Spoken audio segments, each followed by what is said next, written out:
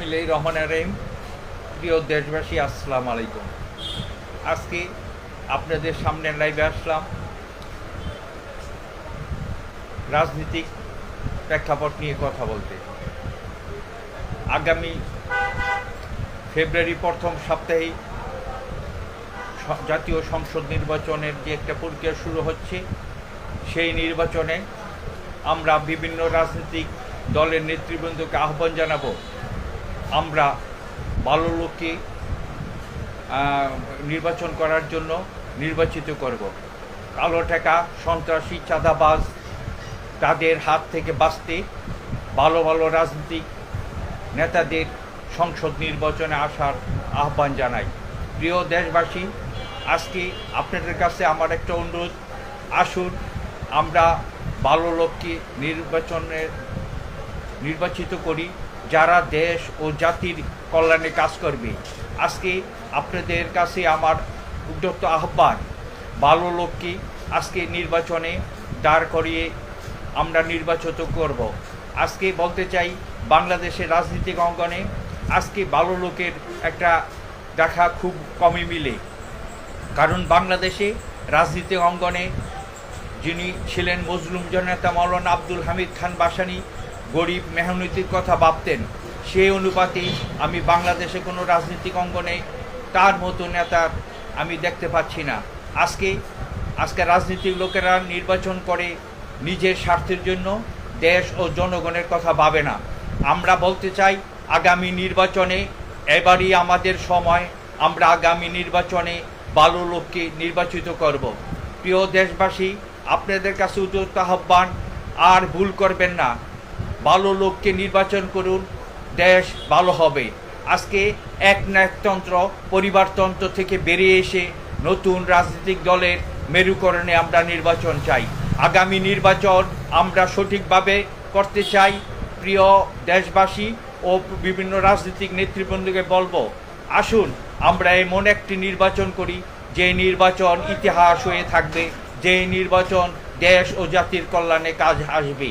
প্রিয় দেশবাসী, আজকে আমরা এমন একটা পরিস্থিতি পড়েছি, বিভিন্ন রাজনৈতিক দলের নেতৃবৃন্দরা আজকে যারা টাকার মালিক, কালো টাকার মালিক, তাদেরই নির্বাচনের জন্য মনোনয়ন দেন। আমি বলতে চাই, বিভিন্ন রাজনৈতিক দলের নেতৃবৃন্দ এমন ভালো ভালো লোক আছে, তাদের নির্বাচনে আনেন, নির্বাচন করার জন্য তাদের সহযোগিতা করেন। প্রিয় দেশবাসী, আমরা চাই বাংলাদেশে সব রাজনৈতিক দলের নির্বাচন। এখানে যেই কোনো দলই যদি তার অন্যায়, ভুল ভ্রান্ত বা কোনো আইনের মধ্যে কোনো বাধা সৃষ্টি হয়, তারা আইনের আওতার বাইরে যদি থাকে, তাদের নির্বাচনে আনার সুযোগ করে দিবেন। আজকে একটি দল, একটি গোষ্ঠী যদি কোনো খারাপ করে থাকে, কিন্তু একটি দলের সব লোকই কিন্তু খারাপ না, তাদের নির্বাচন করার সুযোগ দিতে হবে। আমি এই আহ্বান জানাই, বাংলাদেশে যতগুলো রাজনৈতিক দল আছে সবাইকে সমান অধিকার করে নির্বাচন দিতে হবে।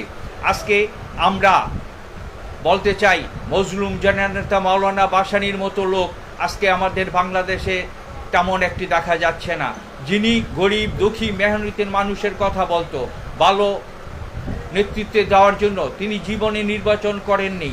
তিনি চেয়েছিলেন এই দেশের মানুষকে হাসি খুশি আনন্দে এবং জিনিসপত্র যাতে কম মূল্যে পায়, গরিবদের সুখে শান্তির জন্যই সেই চিন্তা ভাবনা করেছিলেন। আমরা তার আদর্শ সৈনিক হিসেবে বলতে চাই, আসুন আগামী নির্বাচনে আমরা ভালো লোকদের নির্বাচন করব। আজকে বাংলাদেশে যে হারে দুর্নীতি হয়েছে, সেই দুর্নীতির হাত থেকে বাঁচতে হলে একটা ভালো নির্বাচন করতে হবে। মনে রাখবেন, আপনি নিজে ভালো একা থাকলে হবে না, আশেপাশের মানুষকে যদি ভালো রাখেন, আপনিও ভালো থাকবেন। এই আহ্বান জানাই, আগামী যে নির্বাচন যাতে সুন্দর ও পরিবেশ সুন্দরভাবে হয় এবং নির্বাচনটা যাতে সুন্দরভাবে করতে পারি, এই আশাবাদ ব্যক্ত করি। আর বলতে চাই, অন্তর্বর্তী সরকার প্রধানকে বলতে চাই, আগামী নির্বাচন সেনাবাহিনীর মাধ্যমে প্রতিটি ভোট কেন্দ্রে সেনাবাহিনী দিয়ে নির্বাচন করলে সবচেয়ে সঠিক হবে। কারণ বিগত সরকার আমলে পুলিশ প্রশাসন দিয়ে নিরপেক্ষ নির্বাচন করা এককভাবে সম্ভব না। কারণ আমি দেখেছি সেনাবাহিনীর লোক যারা থাকে নির্বাচন প্রতিটি ভোট কেন্দ্রে তাদের তদারকি যদি নির্বাচন হয় তাহলে আমার মনে হয় সুন্দর হবে। এ আহ্বান জানিয়ে আসুন আগামী নির্বাচনে আমরা প্রত্যেকটি দল অংশগ্রহণ করি এবং সুন্দরভাবে ভালো লোককে আমরা মনোনয়ন দেই এবং ভোটারদের বলবো, প্রিয় দেশবাসী, আপনারা যারা ভোটার আছেন আপনারা আপনাদের ভোট একটা ভালো লোককে নির্বাচন করবেন, যে দেশ ও জাতির কথা ভাবে, যে দুর্নীতি করবে না, যে লুট করবে না, রাহাজানি করবে না, অন্যায় করবে না, সন্ত্রাস করবে না, সেই লোককে নির্বাচন আপনারা করবেন। এ আহ্বান জানিয়ে আমার বক্তব্য এখানে শেষ করছি। যুগ যুগ জিও তুমি মাওলানা ভাসানী, গরিবের নয়নমণি মাওলানা ভাসানী। সবাইকে সংগ্রামী অভিনন্দন নিয়ে আমার বক্তব্য শেষ করছি। খোদা হাফেজ।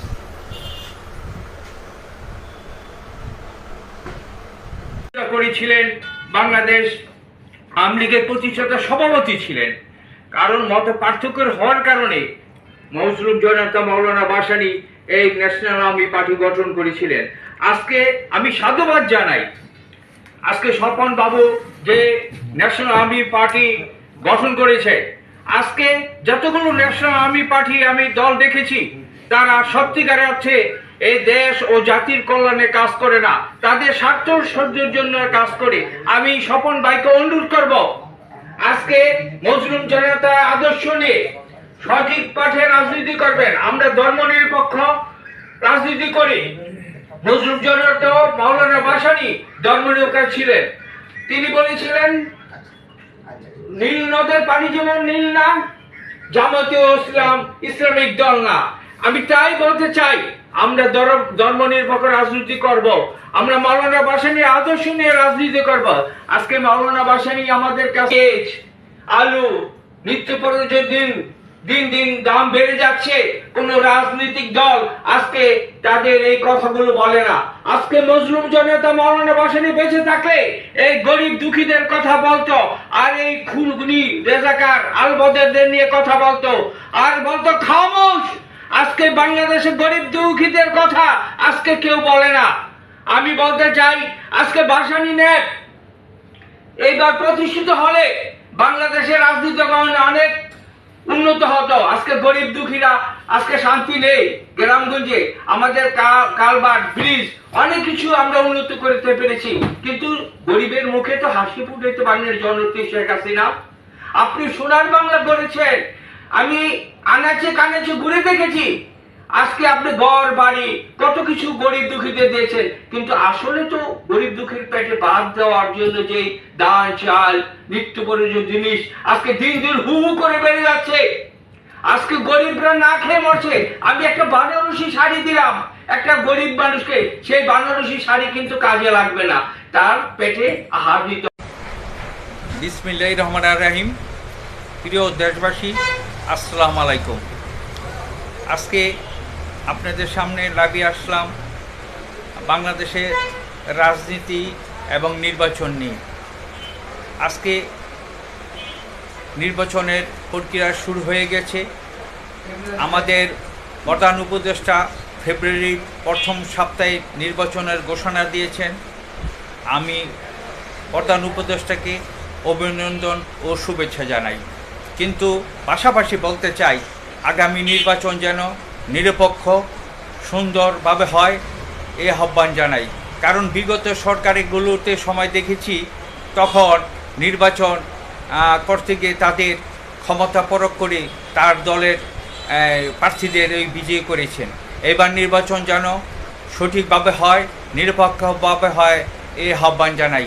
আজকে আরেকটি কথা বলতে চাই যে নির্বাচন সব দল, বাংলাদেশের যতগুলো দল আছে সব দলকে সুযোগ করে দিতে হবে। যদি কোনো প্রার্থী তার কোনো অপকর্ম বা মামলা থেকে থাকে বা দুর্নীতি করে থাকে তার আইনত ব্যবস্থা নেওয়া হোক। আমি মনে করি বাংলাদেশে যতগুলো রাজনৈতিক দল আছে তাদের নির্বাচনের মুখী করতে হবে। যদি নির্বাচনমুখী না হয় তাহলে বাংলাদেশে একটা নিরপেক্ষ নির্বাচন হওয়া সম্ভব নয়। কারণ আমি বিগত সরকারগুলোতে দেখেছি এককভাবে একনায়কভাবে নির্বাচন করেছে, যার জন্য নির্বাচন গ্রহণযোগ্য হয়নি। আমি বলতে চাই, আসুন আমরা বাংলাদেশকে সুন্দরভাবে করি, একটা নিরপেক্ষ নির্বাচন দিয়ে আগামী নির্বাচন যাতে সুন্দর হয় তার জন্য নিতে হবে অনেকগুলো পরিকল্পনা। সেই পরিকল্পনাগুলো একটা মেন কারণ হচ্ছে সেনাবাহিনীকে অন্তর্ভুক্ত করে প্রতিটি ভোট কেন্দ্রে তাদের তদারকিতে করলে সবচেয়ে ভালো হয় আমি মনে করি। কারণ সেনাবাহিনী নিরপেক্ষভাবেই কাজ করার চেষ্টা করে, কিন্তু পুলিশ প্রশাসনগুলো ঠিকভাবে করতে পারে না। আমি সেনাবাহিনী প্রতিটি ভোট কেন্দ্রে সেনাবাহিনীর তদারকিতে নির্বাচন করার জন্য আহ্বান জানাচ্ছি।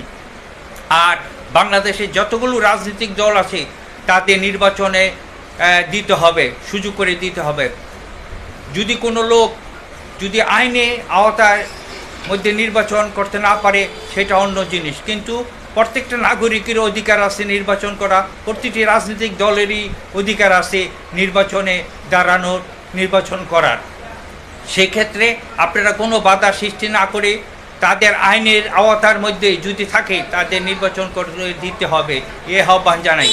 আমি বলতে চাই, আসুন বাংলাদেশে আগামী ফেব্রুয়ারি নির্বাচনে একটা নিয়ম নীতিভাবে সুন্দর নির্বাচন হোক, এ আহ্বান জানাই। মজলুম জননেতা মাওলানা আব্দুল হামিদ খান ভাসানী দুঃখী মানুষের জন্য কাজ করেছেন, দুঃখী মানুষের কথা বলেছেন। আজকে বাংলাদেশে রাজনীতি হচ্ছে পুঁজিবাদ, সন্ত্রাসী, দুর্নীতিবাজরাই আজকে রাজনীতি করে। আমি বলবো বাংলাদেশে অনেক ভালো ভালো নেতা আছে যারা আজকে বাংলাদেশে অনেক রাজনীতি থেকে দূরে আছে, তাদের মূল্যায়ন হচ্ছে না। সবসময় মনে করবেন যে গুণীর কদর করে সেই গুণী হয়, যেই দেশের ইতিহাস ঐতিহ্য স্মরণ করবে না যেই জাতি উন্নত হতে পারে না। আমি বলতে চাই, বাংলাদেশে স্বাধীনতা ভূমিকা করেছিল সুজন একজনই না, সেখানে ভূমিকা ছিল অনেক নেতার। তার মধ্যে মজলুম জননেতা মাওলানা ভাসানী, সোহরাওয়ার্দী, শেরে বাংলা, শেখ মুজিবুর রহমান, এমএজি ওসমানী এবং জিয়া রহমান, তাদের অস্বীকার করে আমরা মুক্তিযুদ্ধ যারা করেছে তাদের স্বীকার করেই আমরা করতে হবে। আজকে বাংলাদেশে একনায়কতন্ত্র হচ্ছে আমার মনে হয়। এখানে দেখতে পাচ্ছি একটি দলের জন্যই উঠে পড়ে লেগেছে। আমি বলতে চাই, বাংলাদেশে এই যে ঐক্যমত কমিশন করেছিল সেখানে আমরা চিঠি দিয়েছিলাম, আমাদের ডাকেনি। আর দেখেছে যারা নতুন একটা দল করেছে যার কোনো রাজনৈতিক অস্তিত্ব নাই, তারা ঐক্যমত সরকারে ডেকেছিল, কিন্তু এমন লোক, ভালো ভালো লোক, রাজনৈতিক বিজ্ঞ, তাদের ঐক্যমত সরকার বৈঠকে ডাকেনি। আমি বলতে চাই, আসুন এখনই সময় আছে, আমরা সুন্দরভাবে এই দেশটা করি, দেশের মানুষের কল্যাণে কাজ করি, নিরপেক্ষভাবে দেশটা চালাই, এই আহ্বান জানিয়ে আমার বক্তব্য শেষ করছি। খোদা হাফেজ। বাংলাদেশ চিরজীবী হোক, যুগ যুগ জিও তুমি। মাওলানা ভাসানী, গরিবের নয়নমণি মাওলানা ভাসানী। খোদা হাফেজ।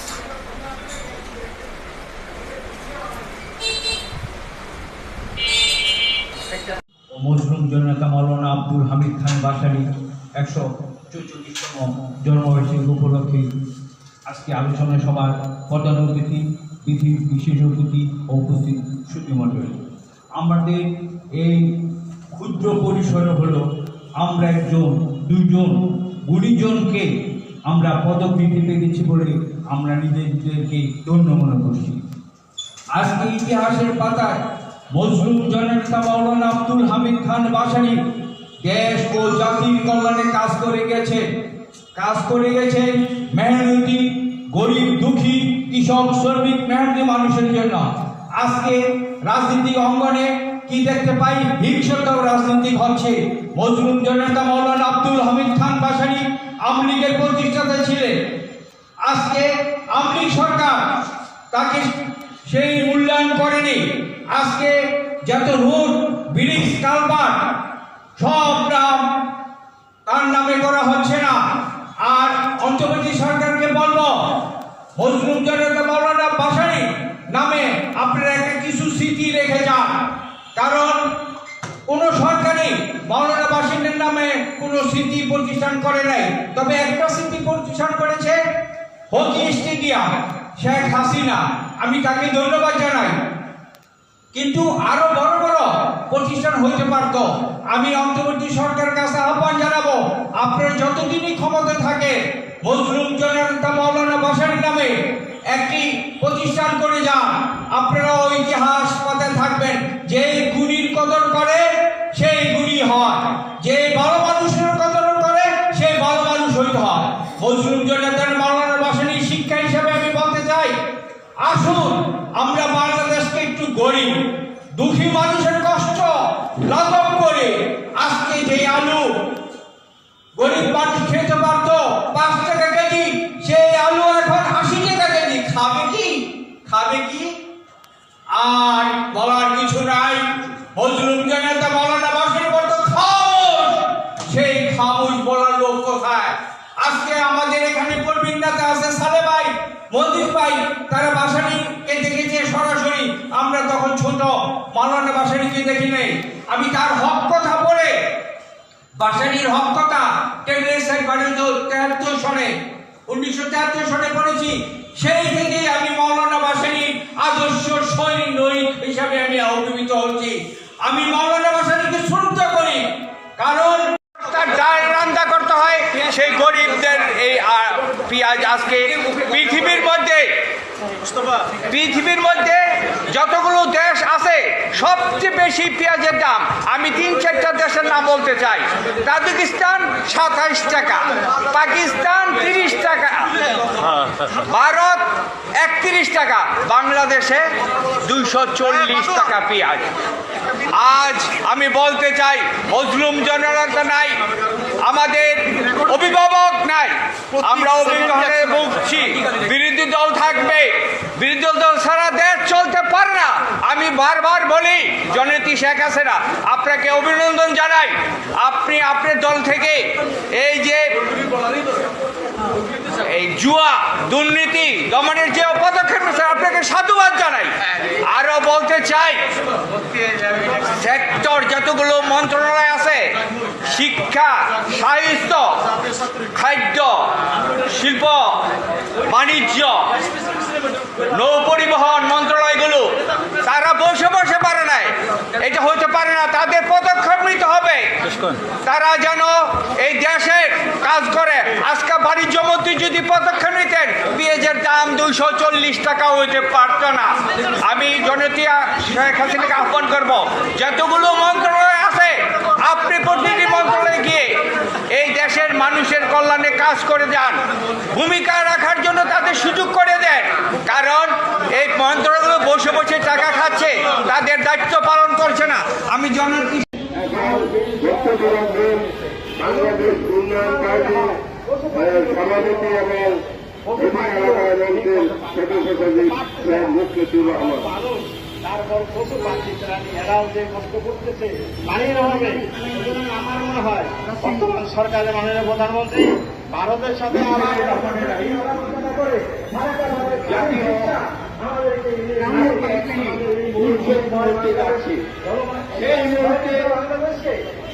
অধিকার আদায় মঞ্চের উদ্যোগে ফারাক্কা দিবসে আলোচনা সভায় সম্মানিত প্রধান অতিথি নাজিমুদ্দিন আজাদ উপস্থিত বিভিন্ন রাজনৈতিক নেতৃবৃন্দ, আজকে বাংলাদেশে আমাদের ভূখণ্ড নিয়ে যে ব্যবস্থা চলছে সেই ব্যবস্থার হাত থেকে বাঁচাতে হবে।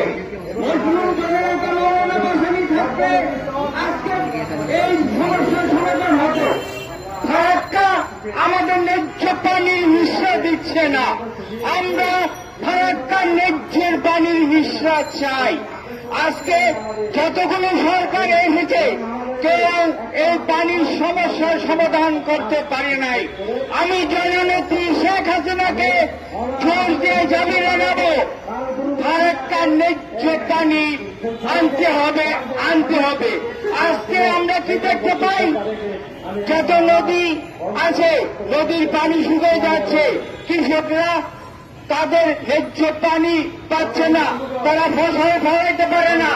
আজকে নদী দিয়ে সেখানে গাড়ি ঘোড়া চলছে, যেই কারণ হচ্ছে অরিজিনাল ফারাক্কার সমস্যার সমাধান হয়নি।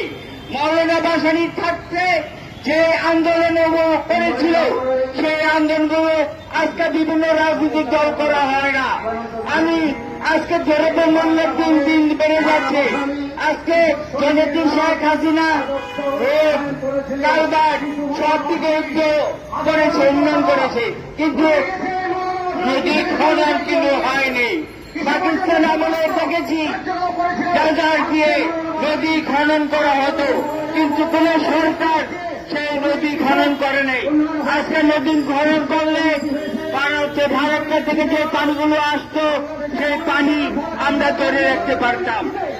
ফারাক্কার ন্যায্য পানি আমরা ধরে রাখতে পারি না।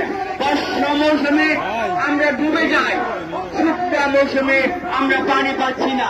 আজকে কৃষকরা পানি পাচ্ছে না, আজকে কৃষিকাজে ব্যাহত হচ্ছে। আজকে এই যে বর্জ্য প্লাস্টিক সামগ্রী এগুলির কারণে নদীর তলদেশে এই বর্জ্যের কারণে পানি দূষিত হচ্ছে, কৃষিকাজ উন্নত হচ্ছে না। আমি নির্দ্বিধা বলতে চাই, জননেত্রী শেখ হাসিনা আপনি নদী খনন করুন। নদী খনন না করলে বাংলাদেশের নদীগুলো রক্ষা হবে না।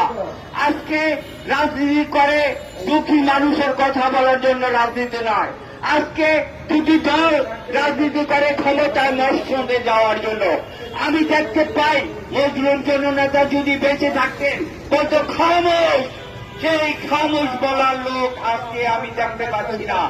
আজকে আমরা বাংলাদেশ উন্নয়ন পার্টির পক্ষ থেকে বলতে চাই যে আজকে এবং অধিকার আদায়ের মঞ্চ করতে বলতে চাই যে ভারতের ফারাক্কার ন্যায্য পানি আমাদের দিতে হবে, না হলে আমরা ফারাক্কার অনুসারীরা আন্তর্জাতিকভাবে আমরা মামলা করব।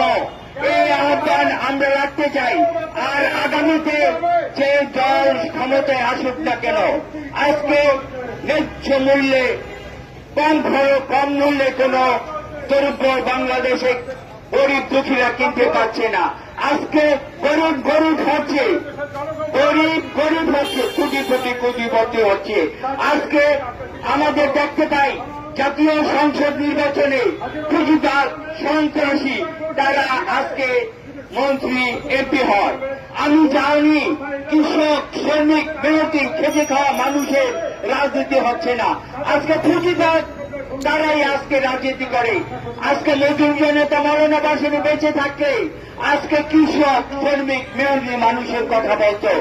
আজকে আমাদের অধিকার আদায়ের মঞ্চ থেকে আমি নির্দ্বিধায় বলতে চাই যে আসুন আমরা ঐক্যবদ্ধ হয়ে এই বাংলাদেশকে রক্ষা করি, দ্রব্যমূল্যের দাম কমাই, ন্যায্য পানির হিস্সা আমরা চাই। আজকে যে অবস্থা হচ্ছে আপনারা তা জানেন, দেখেন ঘুরে ঘুরে আজকে বড় বড় নদীগুলো শুকিয়ে যাচ্ছে। বর্ষা মৌসুমে আমরা ডুবি আর শুকনা মৌসুমে আমাদের পানি শূন্যতায় ভুগি। এর মূল কারণ ফারাক্কার বাঁধ। ফারাক্কার বাঁধের বিকল্প বাঁধ যদি বাংলাদেশে না দিতে পারে তাহলে আমাদের বাংলাদেশের নদীগুলো সংরক্ষণ করা যাবে না, নদীগুলো মরে যাচ্ছে। আজকে প্রধানমন্ত্রীর কাছে আহ্বান জানাবো, হয় ফারাক্কার ন্যায্য পানি আনুন, না হলে বিকল্প পথ দেন। এই আহ্বান জানিয়ে আমি আমার সভাপতি বক্তব্য বাংলাদেশ উন্নয়ন পার্টি এবং অধিকার আদায় মঞ্চের সভাপতি হিসাবে বক্তব্য আমি শেষ করছি। জয় বাংলা, জয় হোক মেহনতের মানুষের। সবাইকে ধন্যবাদ। খোদা হাফেজ। বাংলাদেশের মানুষ মৌলানা ভাসানীকে 141তম জন্মবার্ষিকী আমি তাকে শ্রদ্ধা করে স্মরণ করি। কিন্তু দুঃখ হয় এই বাংলাদেশে আমরা রাজনীতিকে কি দেখতে পাই, দুঃখী মানুষের কথা বলার জন্য আজকে রাজনৈতিক লোকেরা নাই। আপনার আজকে রাজনীতি করে কারা? আগে রাজনীতি করতে শ্রমিক মেহনতি মানুষের রাজনীতি ছিল, এখন পুঁজিবাদ চাঁদাবাজ শিল্পপতিরা রাজনীতি করে। সেই কারণে আজ আমাদের এই বাংলাদেশের রাজনীতি অঙ্গনে ভালো ভালো রাজনৈতিক লোকেরা আসতে পারে না, কারণ এই কালো টাকার কারণে তারা আজকে দূরে সরে রয়েছে। আমি মাননীয় প্রধানমন্ত্রীর কাছে বলতে চাই, আপনি বঙ্গবন্ধুর কন্যা, দেশ স্বাধীনতার যে আপনার বাবা ভূমিকা রয়েছে, আমরা তাকে জাতির পিতা হিসেবে সম্মান দেই, আপনিও জাতির পিতার কন্যা হিসেবে আপনাকে সম্মান দেই। কিন্তু আপনার দলে এমন অনেক রাজনৈতিক লোক রয়েছে যারা দেশে চক্রান্ত লিপ্ত হয়। আমরা মজলুম জনতা মৌলানা ভাসানীর অনুসারী বলতে চাই, বাংলাদেশের রাজনীতি করতে গেলে একটি বিরোধী দল লাগে, কিন্তু বিরোধী দল নাম কয়েছে বিরোধী দল, এই বিরোধী দল দিয়ে দেশ চলতে পারে না। আমি বারবার বলি, জননেত্রী শেখ হাসিনা, আপনি যে উদ্যোগগুলো নিয়েছেন সাধুবাদ জানাই। দেশ আজকে উন্নতির সীমানায় পৌঁছে গেছে। আমাদের দরিদ্র বিমোচনের জন্য যে পদক্ষেপগুলো নিয়েছেন সেটার জন্য আপনাকে ধন্যবাদ জানাই। কিন্তু কিছু কিছু কাজ আমি এটা বিরোধিতা করি নেত্রী, কারণ আমরা গরিব দেশ, আমরা গরিব দেশ, আমাদের সীমাবদ্ধতা আছে। এই যে পদ্মা সেতু করেছে, এই পদ্মা সেতুটা একটা বিরাট একটা বোঝা, কারণ আমরা গরিব রাষ্ট্র। এই পদ্মা সেতু দিয়ে ইন্ডাস্ট্রি হতো, কয়েকশো ইন্ডাস্ট্রি হতো, সেই ইন্ডাস্ট্রিতে কর্মচারীরা কাজ করত, দেশ উন্নত হতো। মালয়েশিয়া একটি দেশ ছোট, আজকে বিশ্বের মধ্যে মাথা চারা দিয়েছে, কারণ ক্ষুদ্র কুটির শিল্প করেছে। আমি বলতে চাই, জননেত্রী শেখ হাসিনা, আপনাকে শ্রদ্ধা করে বলতে চাই, আপনি কঠোর ভাবে আবার এই দেশটাকে গড়েন। আমরা আপনার পক্ষে আছি, আমরা ন্যায্য কথা বলবো, আমরা অন্যায্য কথা বলতে চাই না। আমরা চাই এই দেশটাকে সুন্দর করে করুন। আপনার বাবার সোনার বাংলার স্বপ্ন দেখেছিলেন, সেই সোনার বাংলা কি স্বপ্ন পূরণ করে পেরেছেন জননেত্রী শেখ হাসিনা? এখানে চিনি চোর, গম চোর, আপনি রিলিফ চোর, এগুলি হচ্ছে। এটার থেকে আপনি সুষ্ঠুভাবে দেশ পরিচালনা করেন। আমার একটা অনুরোধ নেত্রী, আমরা মৌলানা ভাসানীর লোক হিসেবে বলতে চাই, হুজুরকে একটু সম্মান দেন। আপনার দলের প্রতিষ্ঠাতা মজলুম জনতা মৌলানা ভাসানী, তার জন্মবার্ষিকী চলে যায়, মৃত্যুবার্ষিকী চলে যায়, কোন পদক্ষেপ নেন না, শুধু একটা নাম কষ্ট বিবৃতি দেন পত্রিকা। এটা হইতে পারে না। আপনার দলের প্রতিষ্ঠাতা সভাপতি মজলুম জনতা মৌলানা ভাসানী, তাকে সম্মান দেন। যে গুণীর কদর করে সেই গুণী হয়, যে ভালো নেতার সম্মান করে সে ভালো নেতা হয়। আমরা ভালো নেতাকে সম্মান করি, আমাদের কোনো কষ্ট নেই, দুঃখ নেই। আমি একটা স্পষ্ট ভাষায় বলতে চাই, আমরা স্বাধীনতার পক্ষের শক্তি, আমাদের কোনো শত্রু নাই। যারা দেশের জন্য মঙ্গল কাজ করবে তাদের আমরা শ্রদ্ধা করে স্মরণ করবো। আমি আরেকটা লোকের নাম বলতে চাই, এই যে মেয়ে ওসমানী সাহ, দুঃখ লাগে। স্বাধীনতা ভূমিকার সময় তার কি ভূমিকা ছিল, সেই নেতার নাম আজ নেই। মুক্তিযুদ্ধ সর্বদলীয় ছিলেন এই যে ওসমানী সাহ, তার মৃত্যুবার্ষিকী জন্মবার্ষিকী চুপে চুপে চলে যায়। এই কি দেশ? এখানে কি মানুষের মূল্যায়ন নাই? আর আমরা তো ছোটখাটো একটা নেতা। আমি বলতে চাই, কোনো দুঃখ নাই, কষ্ট নাই, যে কোনো রাজনৈতিক দল করুক, মত পার্থক্য থাকতে পারে, তাই বলে তাদের মূল্যায়ন হবে না, এটা আমি ভাবতে পারি না। আমি জননেত্রীকে শ্রদ্ধা বলে স্মরণ করি। আপনার দল এই নেতাগুলোকে স্মরণ করবে, কারণ গুণীর কদর, নেতার কদর যারা না করে নেতৃত্ব যাওয়া যায় না। আমি আর কিছু বলতে চাই না। আমাদের আজকে বাংলাদেশ উন্নয়ন পার্টির আত্মপ্রকাশ, আমি সবাইকে অভিনন্দন জানাই যারা এসেছেন। বিশেষ করে আমি জলিল ভাইকে শ্রদ্ধার সাথে স্মরণ করি, আমাদের হাসান মঞ্জু সাহেব, তাকে শ্রদ্ধা বলে স্মরণ করি আমাদের সবাই আসার জন্য। বদিউল আলম ভাই সহ ডাক্তার মিলন এবং নেতৃবৃন্দ সবাইকে অভিনন্দন জানিয়ে আমার বক্তব্য শেষ করছি। আমাদের ফার্স্ট ভাই, আমার অনেকে খেয়াল করতে মুখোশ করেছে, তো অনেক সময় চিনা যান। সব সেক্টরে নিরপেক্ষ করতে হবে। আর 3 বছরের মাথায় সংসদ নির্বাচনের বিরোধী দল দেন, বিরোধী দল ছাড়া দেশ চলে না, চলতে পারবে না। আশাবাদ ব্যক্ত করে আমার বক্তব্য শেষ। জয় বাংলা, জয় বঙ্গবন্ধু। মাওলানা ভাসানীর 46তম মৃত্যুবার্ষিকী উপলক্ষে বাংলাদেশ উন্নয়ন পার্টির আলোচনা সভা ও দোয়া মাহফিল অনুষ্ঠিত।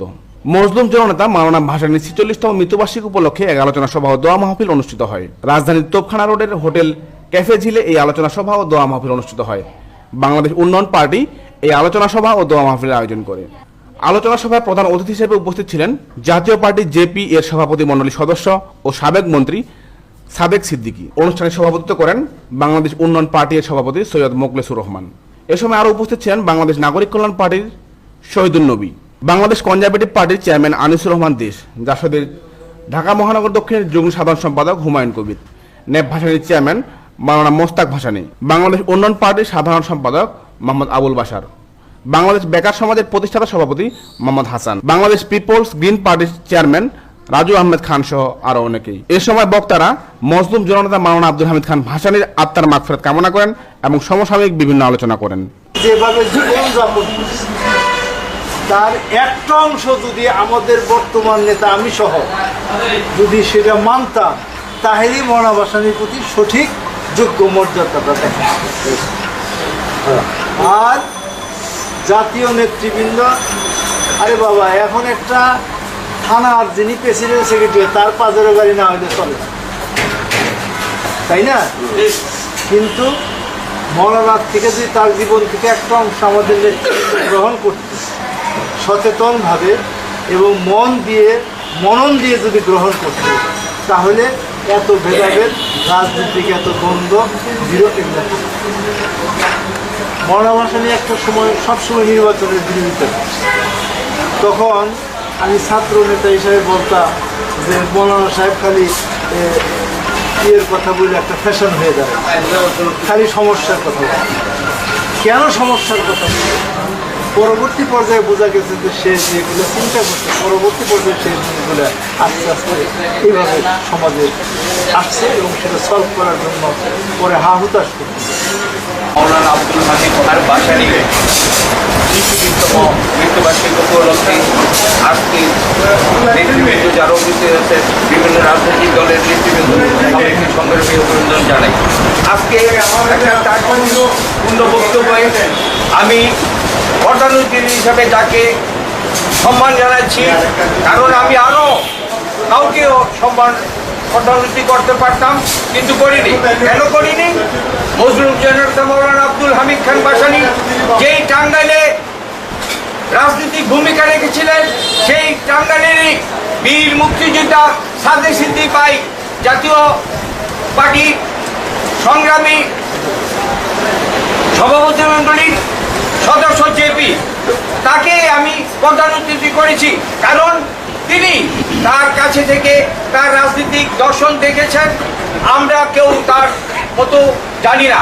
তাকে আমি অভিনন্দন জানাই যে আজকে